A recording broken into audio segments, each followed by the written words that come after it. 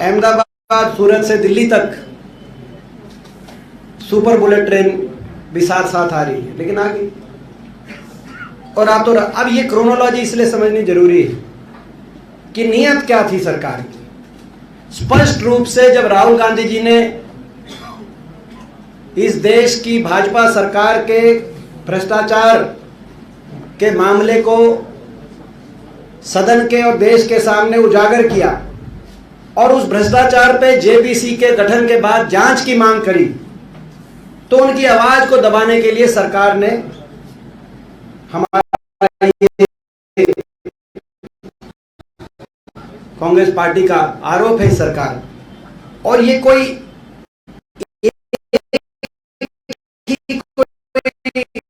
वाकया नहीं, कोई ये हमारे दल के नेता है राहुल जी, उनको उनकी आवाज को सरकार ने निशाने पे लिया है।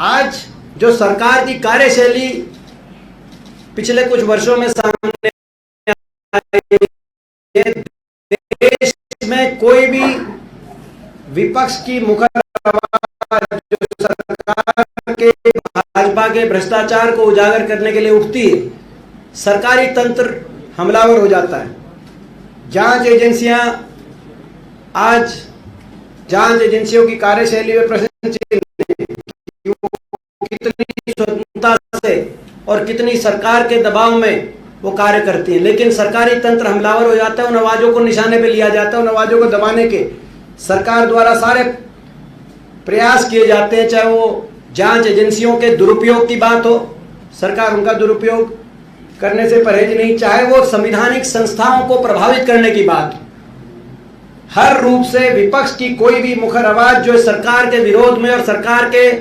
व्यापक भ्रष्टाचार के खिलाफ उठती है, उस आवाज को ये सरकार निशाने पे लेती है। और जिसमें अगर देश में बेबाकी से, ईमानदारी से और सच्चाई से पूरे मामले को देश के सामने रखने के लिए अगर एक आवाज उठाई तो वो राहुल गांधी जी ने उठाई और ज्वाइंट पार्लियामेंट्री कमेटी की मांग करी, और उसके बाद संपूर्ण विपक्ष एकजुट हो गया इस मांग को लेकर। हम देश के तमाम विपक्षी पार्टियों का भी धन्यवाद करते हैं, और हम इस कदम को प्रजातंत्र बचाने के लिए, इस देश में भाजपा के भ्रष्टाचार से लड़ाई लड़ने के लिए हम इस कदम को स्वागत योग्य सभी पार्टियों का मानते हैं कि ज्वाइंट पार्लियामेंट्री कमेटी की जो मांग है उसके लिए सारी पार्टियां एक आई।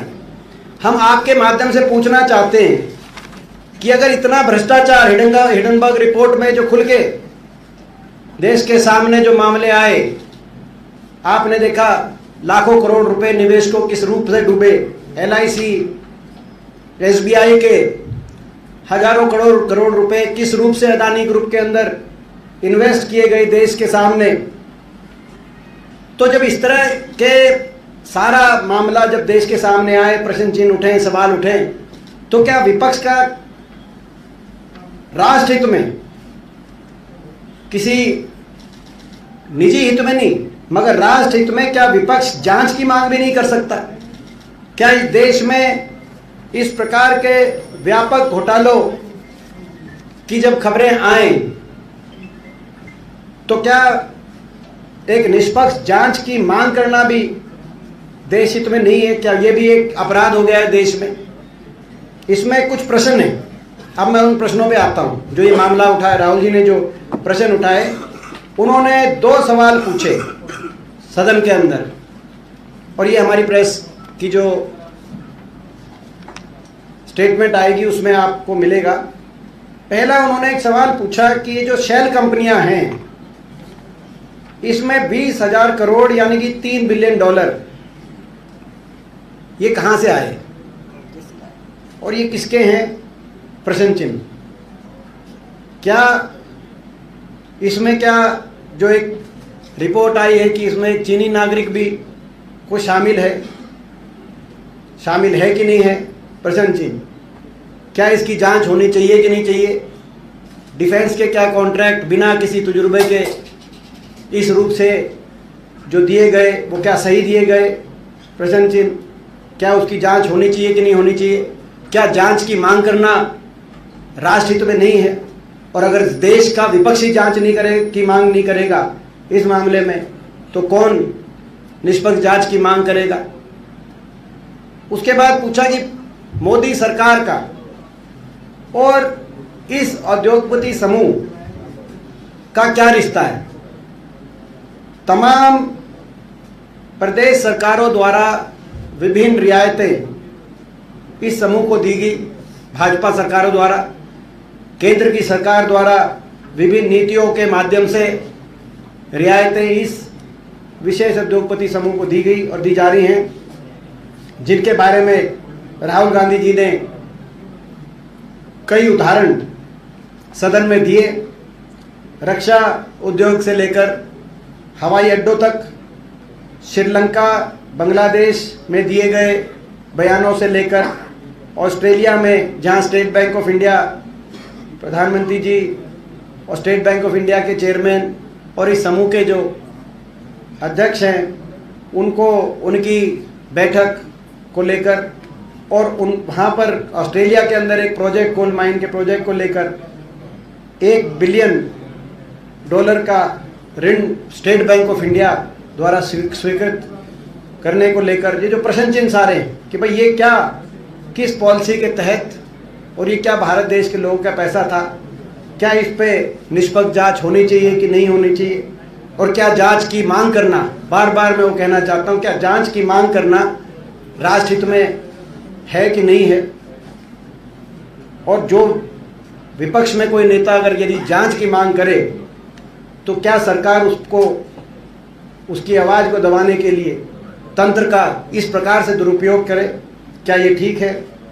इसी प्रकार से ये 2 प्रश्न उन्होंने मुख्य रूप से उठाए, बाकी तो बहुत से प्रश्न हैं, मगर एक मैं अंतिम बात करते हुए अपनी जो हमारा को जो कहना है वो हम, बाकी जो प्रश्न आपके होंगे, अंतिम भाजपा की मैं बात कहूँगा, राजनीतिक बात। भारतीय जनता पार्टी ने जिस दिन से ये बात उठाई है, कांग्रेस पार्टी ने, राहुल गांधी जी ने और देश के तमाम विपक्षी दलों ने एक साथ एकजुटता से ज्वाइंट पार्लियामेंट्री कमेटी जेपीसी की मांग की है, इस पे पूरा इन्वेस्टिगेट करने के लिए, उसी दिन से भाजपा ने निशाने पे लिया है। लेकिन भाजपा को ये नहीं समझ में आ रहा कि राहुल जी को और कांग्रेस पार्टी को निशाने पे लेने के लिए किस फार्मूले से निशाने पे लिया जाए, वो खुद ही कंफ्यूज। पहले उनको निशाने पे लिया कि राहुल जी माफी मांगे, विदेश में क्या है कि भाई विदेशी ताकतों का हस्तक्षेप हो हिंदुस्तान में। राहुल जी ने जबकि बड़े स्पष्ट रूप से कहा कि ये हमारे अंदरूनी मामले और हम अंदरूनी लड़ाई हमारी पार्टी लड़ने में सक्षम है, और हम लोग अंदरूनी हम लड़ाई लड़ने में हमारा देश सक्षम है। तो ये उन्होंने वहां पे स्पष्ट रूप से कहा, कहीं प्रश्न ही नहीं है। लेकिन पहले उन्होंने वो हमलावर हो गए कि राहुल जी विदेशी धरती पे कुछ कहा है, उसको लेकर फिर उन्होंने कहा कि ओबीसी का मुद्दा है। बीजेपी खुद ही कंफ्यूज है, वो केवल आवाज दबाने के लिए तरह तरह के, आप समझ सकते हैं कि ये भी उनकी नीयत का पर्दाफाश होता है भाजपा की, कि केवल वो आवाज दबाना चाहती है, कोई एक मुद्दे पे नहीं टिके वो, फिर दूसरा मुद्दा उठा लेगी तो ओबीसी के खिलाफ बोल रहे हैं, जबकि सब जानते हैं उनका भाव कोई ओबीसी के या किसी वर्ग विशेष के बारे में कोई टिप्पणी करने का ना था ना हो सकता। वो केवल और केवल भाजपा के भ्रष्टाचार को उजागर करने का उनका भाव था। देश समझता है, देश हर बात को, हर वाक्य को और हर व्यक्ति की भाव को, भाषा को समझता है, मगर उन्होंने कहा कि ओबीसी का मुद्दा है। फिर डिस्क्वालीफाई की बात आ गई कि उनको डिस्क्वालीफाई कर दिया गया कि भाई कानून। तो ये मैं समझता हूँ कि ये भाजपा की नीयत को, बीजेपी की नीयत को, जो उन्होंने एकदम से राहुल जी को निशाने पे और राहुल जी पर भाजपा राजनीतिक प्रहार, मगर प्रहार करते करते उनको ये नहीं समझ में आ रहा कि प्रहार क्या, किस स्ट्रेटजी के साथ, किस फॉर्मूले के साथ करें। तो उनकी नीयत दोबारा से स्पष्ट रूप से सामने आती है, नीयत केवल आवाज़ दबाने के लिए। और मैं अंतिम वाक्य कहते हुए अपनी बात समाप्त यही कह के कहूँगा कि देश के विपक्ष की और कांग्रेस पार्टी की और खास तौर पर राहुल गांधी जी की आवाज ना दबी और ना दबाई जा सकती, क्योंकि ये सत्य की आवाज है। अगर राष्ट्रहित की कोई बात आएगी तो कांग्रेस पार्टी राहुल गांधी जी के नेतृत्व में हम लोग ये बात उठाएंगे। राष्ट्रहित के मामलों पे, देश में भ्रष्टाचार के मामलों पे राहुल गांधी जी और कांग्रेस पार्टी समझौता ना कभी किया, ना कभी करेंगे। ये बात कहते हुए हमारी अपनी जो बात थी, बाकी आपके कोई प्रश्न हो तो आपका स्वागत है, आप प्रश्न कर सकते हैं। सर, मैं पूछना चाहता हूँ, ये कांग्रेस बीजेपी ने ये अलग अलग स्ट्रैटेजी बना रहे, कांग्रेस पार्टी को उलझा के रखा हुआ है। बेसिकली कांग्रेस पार्टी का एनर्जी पूरा गांधी फैमिली को, राहुल गांधी को डिफेंड करने में लगा हुआ है। अभी पहले तो इन्वेस्टिगेशन हो गया था, मतलब ईडी और इनकम टैक्स का इन्वेस्टिगेशन दूसरे मामले में हो गया, सब लोग उसमें लगा हुआ था, अभी इसमें लगा हुआ है। एक्चुअली जनता के इश्यू उठाने में आप लोगों को उन लोगों को उलझा के रखा हुआ है, यही उनकी स्ट्रैटेजी है। हम वो हो सकता है कि उनकी स्ट्रेटजी ये हो, आपकी बात सही है कि भाई उनकी स्ट्रेटजी हो कि इनको उलझाएं, इनकी आवाज़ को दबाने का प्रयास करें, इनको डराएं, इनको उलझाएं। लेकिन ना तो हम उलझ रहे, ना हम डर रहे।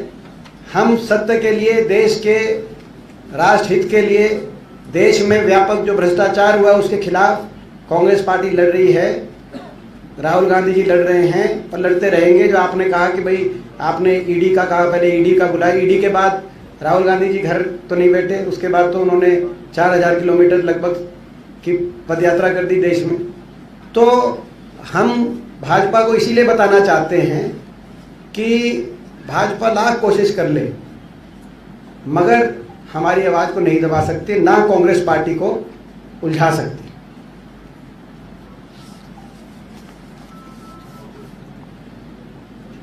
और किसी को कुछ कोई प्रश्न? आप लोग सहमत हैं हमारी सब बातों से? Any question, anybody? 2019 के अंदर लोकसभा चुनाव भी है, विधानसभा चुनाव भी है, जहां बीजेपी पूरी तैयारी कर रही है चुनाव को लेकर के। इस समय जो विपक्ष है लगातार मुद्दों को गरमाया हुआ है, तो कहीं बीजेपी कहीं ना कहीं देखा जाए इम्पैक्ट करने की कोशिश में नहीं है न्यूट्रलाइज।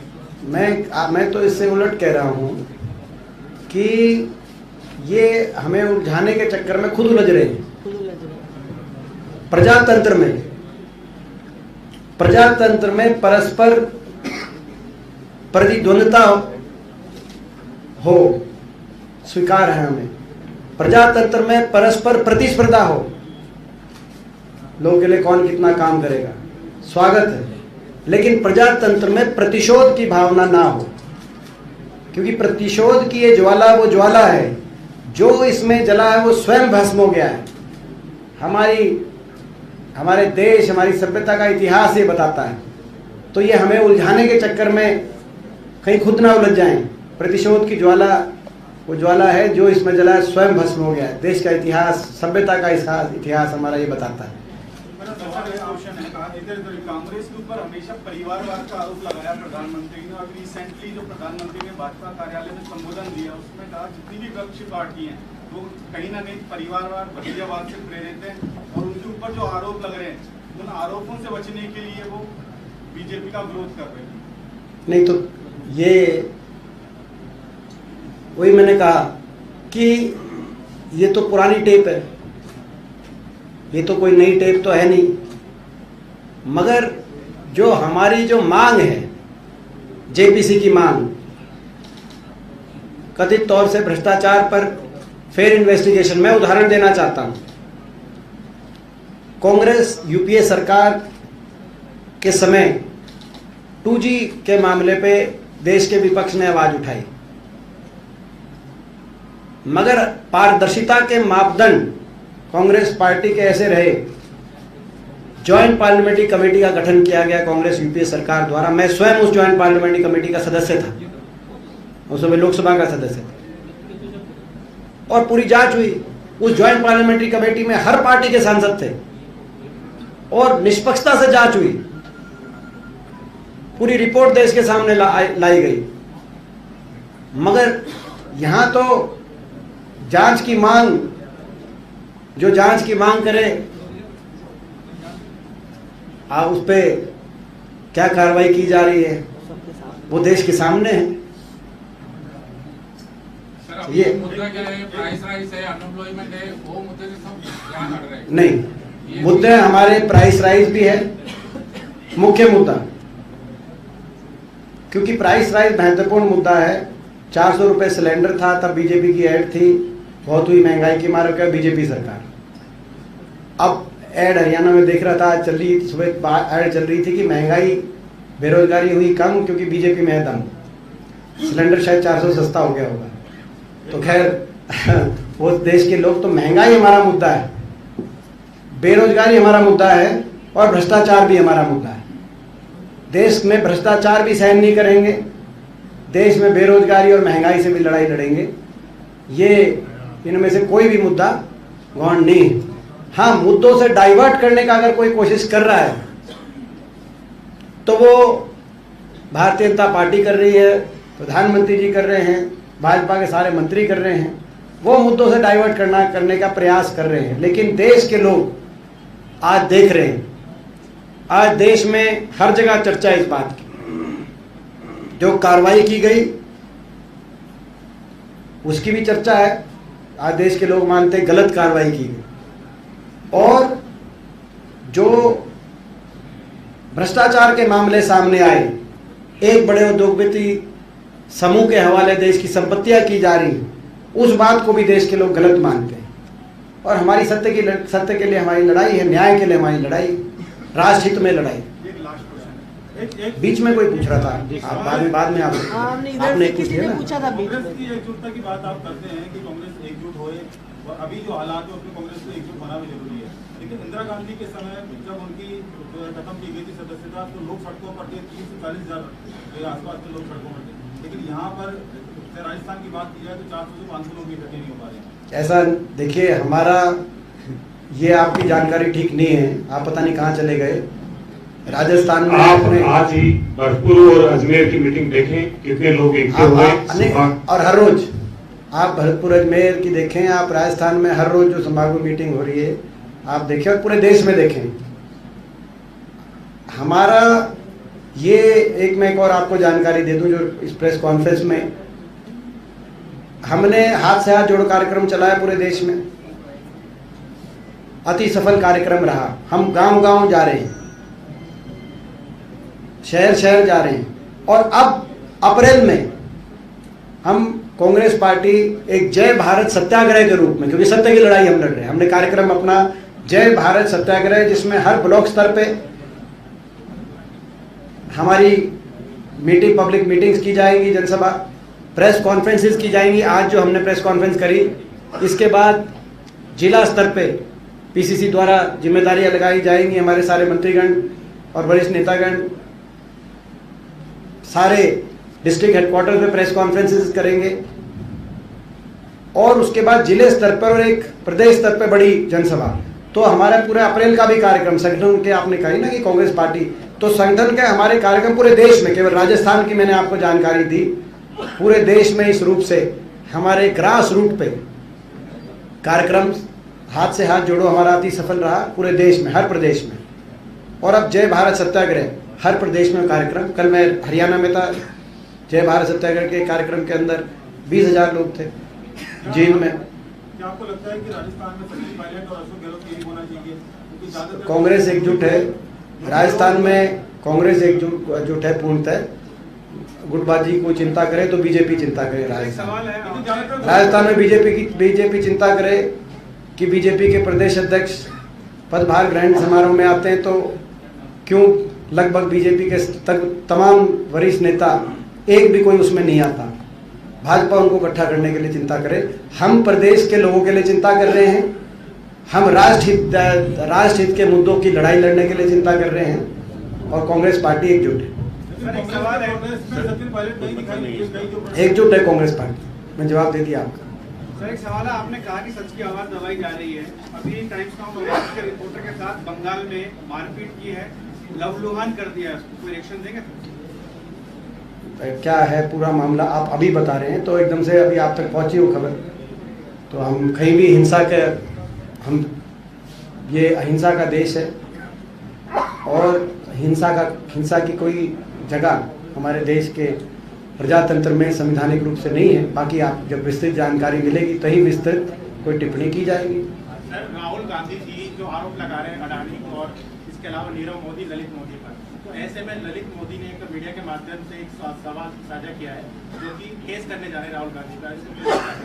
आप बताओ, आप ये बताओ, जब ये ललित मोदी जी देश से जो भाग रहे थे, देश की तमाम एजेंसियां इनके पीछे पड़ी थी, तो क्या सारी तमाम एजेंसियां भी गलत थी? तो चोर मचाए शोर। भाई ये थोड़ी, जब वो आरोपित व्यक्ति हैं, वो आरोपित व्यक्ति हैं, देश की तमाम एजेंसियां वो बाहर की बैठे हैं, देश में उन पर भ्रष्टाचार के मुकदमे हैं, आप उनकी सुनोगे कि जो व्यक्ति उन भ्रष्टाचार के मामले को लेकर जांच की मांग कर रहा, आप उसकी सुनोगे? देश की मीडिया को भी ये समझना चाहिए। ऐसे भ्रष्टाचारी व्यक्तियों को जो देश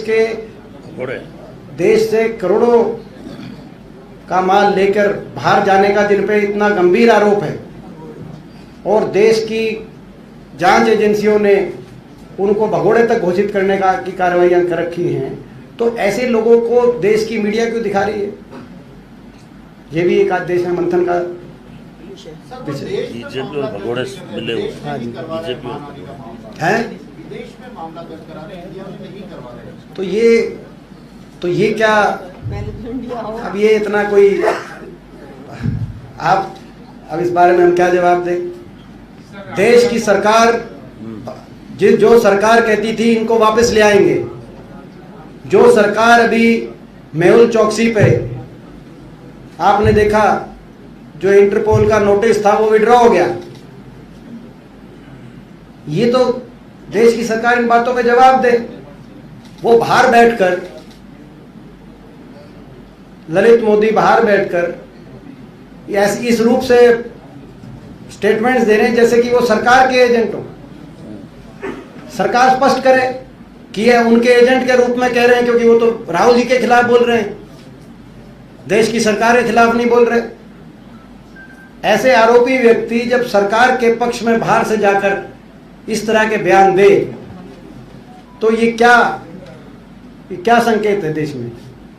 देश की सरकार इस पर स्पष्टीकरण देना चाहिए, देश सरकार। राहुल गांधी के कन्विक्शन के ऊपर लीगल रेमेडी करने में इतना डिले क्यों कर रहे हैं? क्या वो हमारे संवैधानिक अधिकार है, हम जल्द ही उसको अवेल करेंगे। हमारी पेटिशन रेडी हो रही है और हम जल्द ही जो हमारा संवैधानिक जो अधिकार है उसको हम, वो लड़ाई, कानूनी चैनल से हम लड़ेंगे। और जो राजनीतिक हमारी लड़ाई है, आज हमने आपको राजनीतिक विषयों पर बुलाया है, वो आपको हम जानकारी हमारे जो लीगल टीम है उससे अलग से दिलवाएंगे, लेकिन वो आज हमें राजनीतिक विषय पर बुलाया है, क्योंकि हमारी राजनीतिक लड़ाई, कोई हमारी राजनीतिक लड़ाई की इन बातों से हम नहीं डरते। मेंबरशिप जाना, घर छीनना, कभी राहुल जी ने किसी पद के लालसा के लिए इस परिवार ने राजनीति नहीं की, ना कांग्रेस पार्टी। आज हमारी लड़ाई जो है वो इस भाजपा के भ्रष्टाचार के खिलाफ है। ये जो हिडनबर्ग रिपोर्ट में इतने बड़े उद्योगपति घराने समूह को की सारी बातें सामने आ गई, फिर भी देश की सरकार मौन है, पूरा देश का विपक्ष एकजुट हो गया है।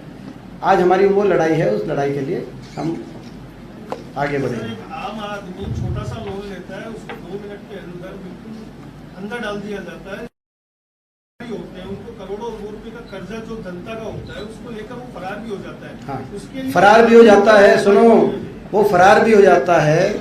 सही कहा, आम आदमी, आम किसान लोन लेता है, डिफॉल्ट हो जाए तो बैंक वाले उसको नेम एंड शेम करते हैं, उसका ना हर तरीके से उस पर कार्रवाई की जाती है। और ऐसे भी लोग हैं जो हजारों करोड़ की संपत्ति लेके विदेशों में भागने के आरोपी व्यक्ति, जो बाहर, आपने जैसे कहा कि वो बाहर इतना लोन कैसे मिल जाता है, फिर वो विदेशों में कैसे भाग जाते हैं, प्रश्न चिन्ह है। और मेरा अगला प्रश्न चिन्ह ये भी है कि वो विदेशों में जाके फिर वो कांग्रेस पार्टी और राहुल जी के खिलाफ कैसे बोल लेते हैं, ऐसे इंटरव्यू कैसे आ जाते हैं। कौन से चैनल वहाँ पहुँच जाते हैं, कौन फैसिलिटेट कराता है और उनको प्राइम टाइम पे कैसे क्यों दिखाया जाता है, ये सारे प्रश्न चिन्ह हैं। और ये हम इन्हीं प्रश्न चिन्हों को लेकर हम लड़ाई लड़ रहे हैं। बहुत बहुत आभार। आपके लिए चाय की व्यवस्था की गई है। एक आखिरी ग्रीन बुशर्ट वाले का पहला तक गलत हो गया था, ये थोड़ा सा दूसरा ठीक करें।